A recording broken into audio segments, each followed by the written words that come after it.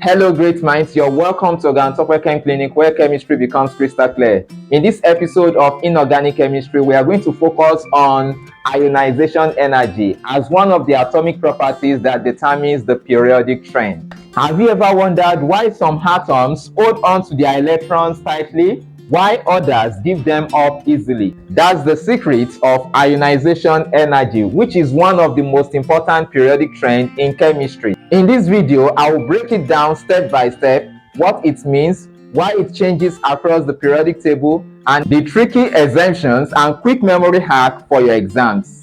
Stick around till the end, and I've got some practice questions and a smart trick you will never forget. What is ionization energy?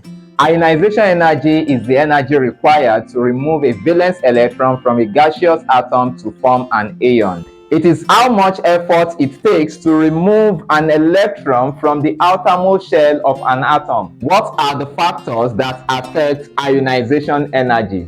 The three main factors which affect ionization energy include the distance of the outermost electron from the nucleus, the size of the positive nuclear charge, and the screening effect of the inner electrons. So can we consider the first factor, which is the distance of the outermost electron from the nucleus? The farther away the electron is from the nucleus, the easier it is removed. Now, from the following atomic shell, we can observe that across the period from left to right, the atomic shell remains the same. While down the group from top to bottom, the shell number increases. That is, new shells are added to the pre-existing shell. So when we have same number of shells across the period, what happens to the atomic radius? Do we have it to be the same? No. The atomic radius changes across the period because electrons are being added to the same shell. So here we have 1 electron, 2 electrons, 3 electrons, 4 electrons in the outermost shell. So the more the electrons in the outermost shell, the smaller is the atomic radius, because the electron cloud tends to shrink, thereby reducing the size of the atom. In the process, whereby we have an increase in the outermost shell electrons as we go across the period, it causes a shrink in the atomic shell. So when we have the electron pushing towards the nucleus, the force of attraction between the outermost electron and the innermost nucleus tends to increase. So it causes what? Further compression. And in that process, the atomic radius tends to decrease as we go from left to right across the period.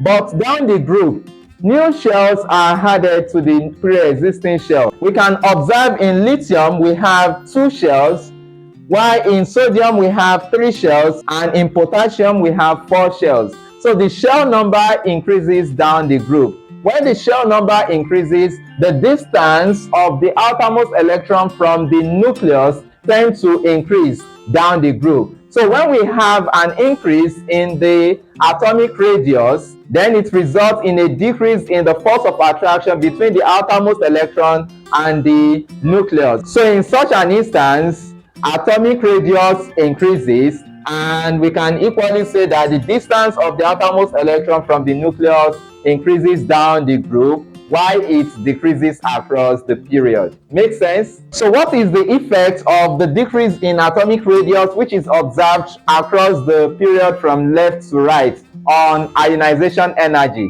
When the atomic radius decreases from left to right, ionization energy tends to increase because the force of attraction between the nucleus and the outermost electron increases. So there is need for more effort, more energy to remove the outermost electron. So more energy is required to remove the outermost electron as we move from left to right across the period, which implies that the ionization energy in lithium is less than that of beryllium. Beryllium has lesser ionization energy compared to boron. The ionization energy in boron is less than that of carbon. The ionization energy in carbon is less than nitrogen. Okay, as we go across the period, ionization energy tends to increase. But as we move from top to bottom down the group, the ionization energy tends to decrease because the outermost electron becomes farther away from the nucleus. So the force of attraction tends to decrease. So less energy is required to remove the outermost electron as we go down the group. So the ionization energy required in lithium is greater than that of sodium. The ionization energy in sodium is greater than potassium. So across the period, ionization energy increases, but down the group, ionization energy tends to decrease. The force of attraction across the period increases, while the force of attraction down the group decreases. So in an instance whereby force of attraction increases, we will need more energy to remove the outermost electron, which occurs across the period. But when the force of attraction decreases, as the shell number increases, then the force of attraction tends to decrease. Therefore, the ionization energy decreases down the group. The next factor is the size of the positive nuclear charge. The size of the positive nuclear charge increases across the period. In group 1, the positive nuclear charge is +1. In group 2, +2. In group 3, we have what? +3. Okay? The size of the positive nuclear charge increases across the period. So when the size increases, the force of attraction between the electron and the nucleus tends to increase as well as we go across the period. So what happens to ionization energy in such an instance? That's right, the ionization energy increases as we go from left to right across the period because the size of the positive nuclear charge also increases. Make sense? Therefore, more energy is required to remove the electron in the outermost shell. But down the group, ionization energy decreases because the force of attraction tends to decrease down the group. So lesser energy is required to remove the outermost electron. Now, can we take the third factor, which is the screening effect of the inner electrons? It is observed that the outermost electrons are repelled by other electrons in the atom. That is, the outermost electrons are shielded from the nucleus to prevent the attraction between the nucleus and the outermost electron, therefore causing electron to electron repulsion. So the inner electrons repel the outermost electron, thereby resulting in the screening of the outermost electron. Note that the screening effect is more effective as we move from top to bottom down the group, because the atomic radius increases down the group. So the inner electron tends to screen the outermost electron easily as we move down the group. So the screening of the outermost electron is more effective as we move from top to bottom down the group. But across the period, the screening effect remains almost the same because the shell number remains constant and electrons are added to the same shell across the period. Note that as we move from left to right across the period, the first ionization energy increases. What is first ionization energy? First ionization energy is the amount of energy required to remove one electron from each atom in a mole of gaseous atom, thereby producing 1 mole of gaseous ion with positive charge. Always remember this trick for your exams. More nuclear charge results in smaller atomic radius, thereby resulting in an increase in ionization energy. Also note that ionization energy increases across the period. Why? Because shell number remains the same across the period, but electrons are added to the same shell across the period. For example, between sodium and chlorine, we have sodium Na with atomic number 11 and chlorine Cl with atomic number 17. These two elements are found in the same period in the periodic table. Therefore, what happens to ionization energy across the period? Ionization energy increases across the period. Why? It is observed that the number of electrons in the outermost shell increases across the period, thereby compressing the electron cloud towards the nucleus. And in such case, the attraction between the nucleus and the outermost electron increases as we go across the period. Therefore, the attraction between the nucleus and the outermost electron is higher in chlorine compared to that of what? Sodium. Therefore, sodium gives up its electron easily, while chlorine holds its electron tightly because of the strong attraction between the nucleus and the outermost electron. Down the group, the ionization energy decreases. Why? Because the shell number increases down the group, and when the shell number increases, the atomic radius also increases. Then what is the effect on the shielding of electron? The shielding effect increases as well. Then at the same time, the size of the atom tends to increase. That is, the atom gets what? Bigger down the group. For example, can we consider the elements in the same group right here? Lithium and potassium are found in the same group. So we have lithium and potassium in the same group. It is observed that the shell number for lithium is 2, while the shell number for potassium is 4. So the atomic radius tends to increase as we move from lithium to potassium. So which of these two elements will lose electron easily? That's right, potassium will lose its electron easily when compared with lithium, because the lithium tends to hold its electron tightly due to the attraction between the nucleus and the outermost electron. And this is because the atomic radius is smaller in the case of lithium and the atomic radius is bigger in the case of potassium. Invariably, because potassium loses its electron easily as compared with lithium, therefore the ionization energy decreases down the group because less energy is required to remove the outermost electron in element found below the group in the periodic table. There are some exemptions that you should note while writing your exam when you are considering the ionization energy. Note that in general, while writing the orbital configuration of elements with completely filled subshell are said to be more stable compared to those elements that have incomplete subshell. Also, elements that contain half-filled subshell are said to be more stable than those elements with incompletely filled subshell. So when considering the effect of ionization energy, we have to take note of the stability of the elements that we are considering. Note that between group 2A elements and group 3A elements, or between group 2 and group 13, this variation or exceptional case is observed. For example, we have beryllium and boron. Beryllium is found in group 2 of the periodic table, while boron is found in group 3 of the periodic table. Can we express the orbital configuration to justify the stability of beryllium over boron?